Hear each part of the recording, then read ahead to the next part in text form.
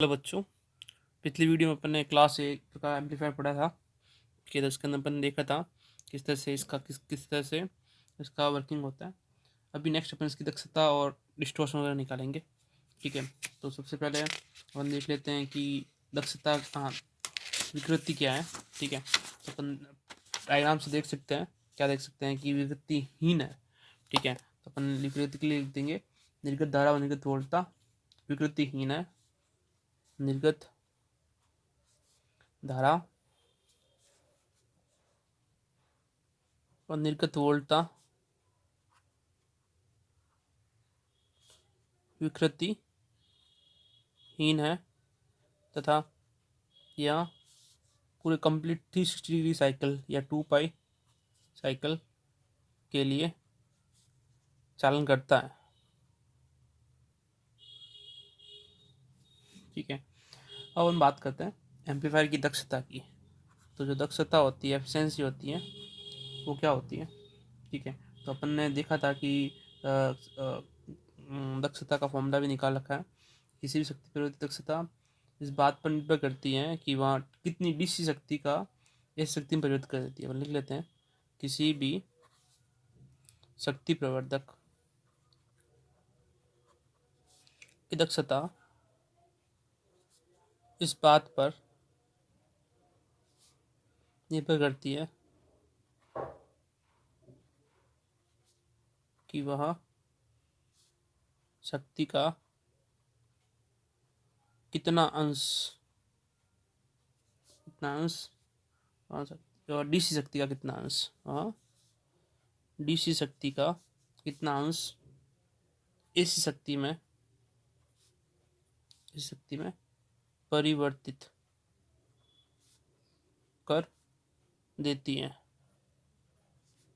अतः तो नीटा परसेंट जो होगा P output AC P input DC into 100 होगा।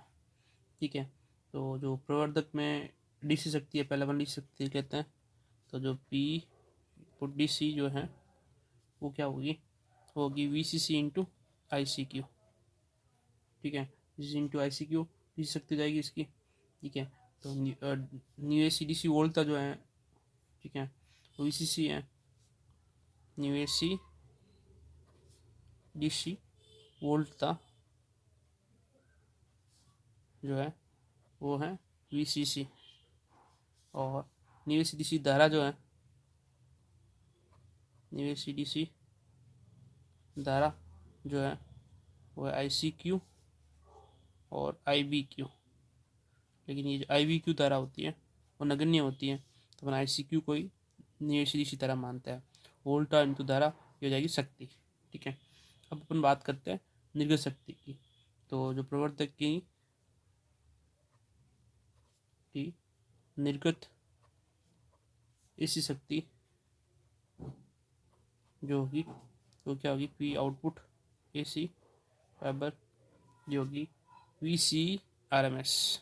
ए सी के लिए हैं तो आर एम एस लेंगे और I C R M S. ठीक है, अब उनको पता आर एम एस वैल्यू क्या होती है, अधिकतम वैल्यू पीक वैल्यू की √2। ठीक है, तो ये होती है पीक टू पीक वैल्यू की √2 और धारा भी पीक टू पीक वैल्यू की 1/√2 होती है।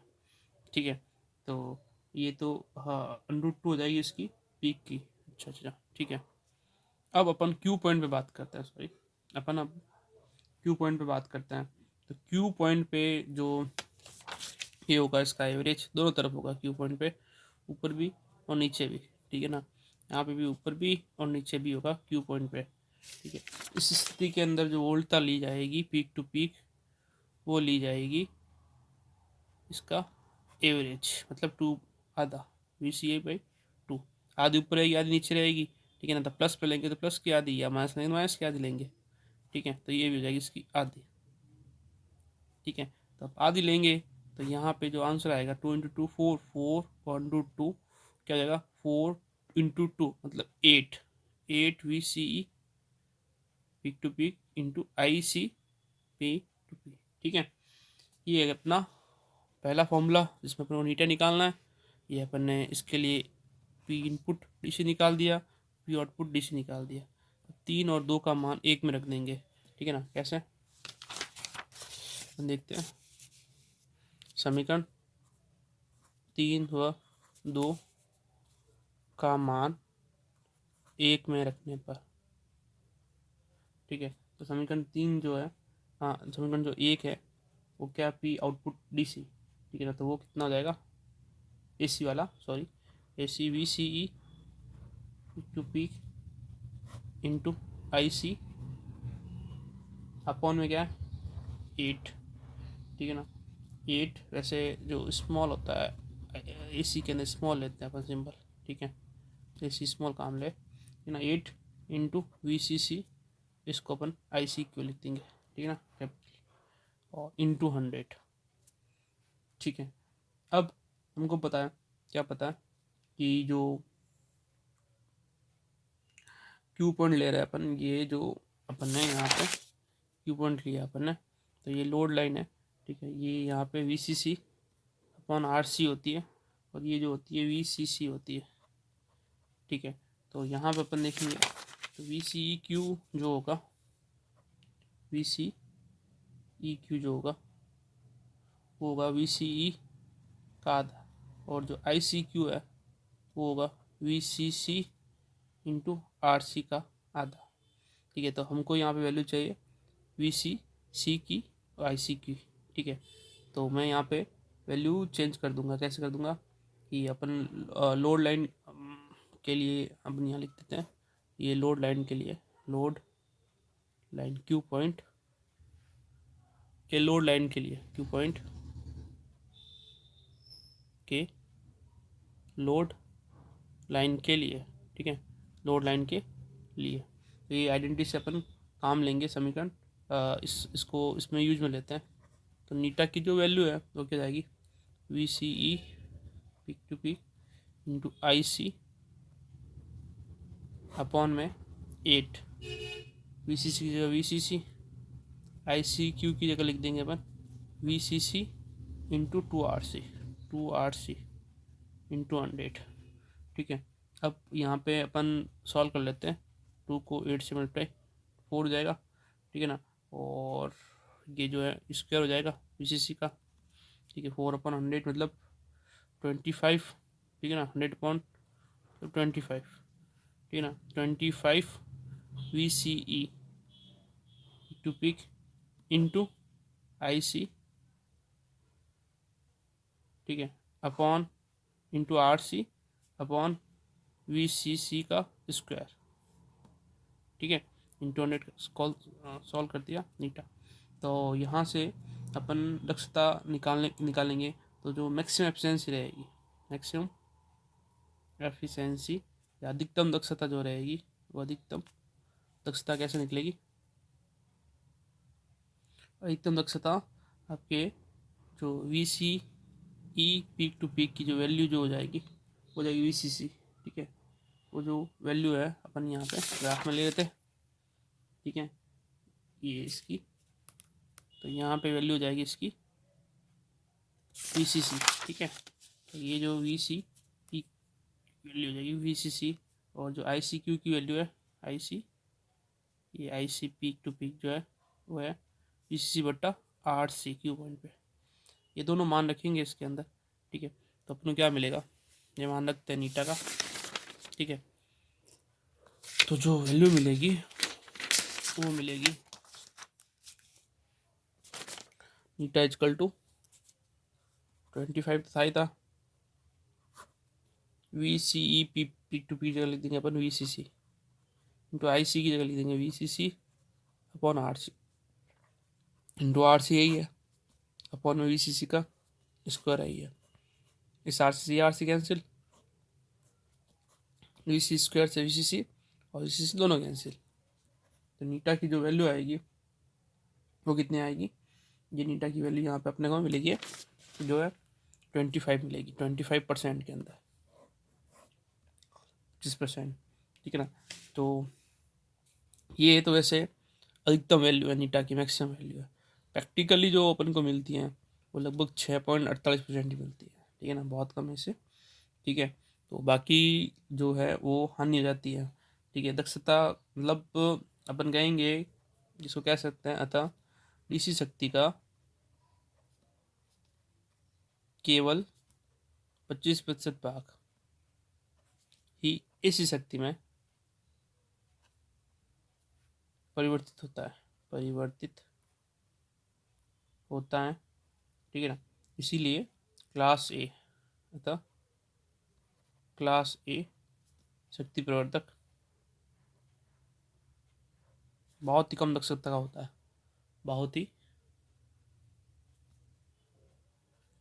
कम शक्ति, बहुत ही कम दक्षता का होता है, बहुत ही कम दक्षता का होता है। ठीक है, दक्षता में कमी क्यों होती है? दक्षता में कमी के मुख्य अपने पास में 3 कारण है। पहला क्या कारण है कि पहला कारण ये है कि ट्रांजिस्टर जो होता है ना, ट्रांजिस्टर वो 360 डिग्री के लिए चालन करता है, 360 डिग्री या 2 पाई के लिए चालन करता है, तो वो गर्म हो जाता है, अतः वह गर्म हो जाता है। गर्म होने से क्या होता है, जो शक्ति है वो उष्मा के रूप में व्यय हो जाती है, तो उष्मा के रूप में व्यय अपव्यय हो जाता है, व्यय होता है। ठीक है, दूसरा जो कारण है वो कारण क्या है कि निवेश शक्ति मतलब निवेशी शक्ति संकेत शून्य होता है ना, तो भी ट्रांजिस्टर क्या करता है कि शक्ति का व्यय करता है। तो अपन कहेंगे कि यदि निवेशी संकेत शून्य हो तो भी ट्रांजिस्टर शक्ति का व्यय करता है, शक्ति का व्यय करता है। ठीक है, और तीसरा जो कारण होता है वो क्या कारण होता है कि ट्रांजिस्टर के अंदर जो निगत प्रतिरोध और लोड प्रतिरोध है वो समान नहीं होता है। ठीक है ना, तो उस स्थिति के अंदर जो शक्ति है वो लोड पर स्थानांतरित हो जाती है। ठीक है, तो अपन लिखेंगे कि ट्रांजिस्टर का निर्गत प्रतिरोध व लोड प्रतिरोध व लोड प्रतिरोध समान नहीं होते, समान नहीं होते। इससे क्या होती है, अतः शक्ति जो है वो लोड पर स्थानांतरित नहीं होती, स्थानांतरित नहीं होती है। ठीक है, तो स्थानांतरित नहीं होगी तो इसके कारण भी क्या होगा, अतः इस कारण भी शक्ति क्षय होगा, शक्ति क्षय होगा। ठीक है, तो अपन ने देखा, क्या देखा कि क्लास ए एम्पलीफायर के अंदर जो नीटा निकला, एफिशिएंसी निकली, दक्षता निकली, वो कितनी निकली, 25% निकली। ठीक है ना, ये वैसे मैक्सिमम वैल्यू है 25%, दक्षता का अधिकतम मान है। ठीक है, और जो ये हानि होती है, ऐसे हानि हो रही है, दक्षता 25% मतलब 75% का लॉस हो रहा है। ठीक है ना, तो किस कारण से हो रहा है? पहला तो वो 360 डिग्री चालन करता है, दूसरा शून्य संकेत की स्थिति में भी शक्ति व्यय करता है, तीसरा जो होता है वो क्या करता है कि लोड प्रतिरोध और ट्रांजिस्टर का जो निगत प्रतिरोध होता है समान नहीं होता है। तो इस स्थिति के अंदर शक्ति का व्यय क्या हो जाता है, मतलब बढ़ जाता है, मतलब शक्ति लोड पर स्थानांतरित नहीं होती है। ठीक है, जिस कारण शक्ति सही होती रहती है।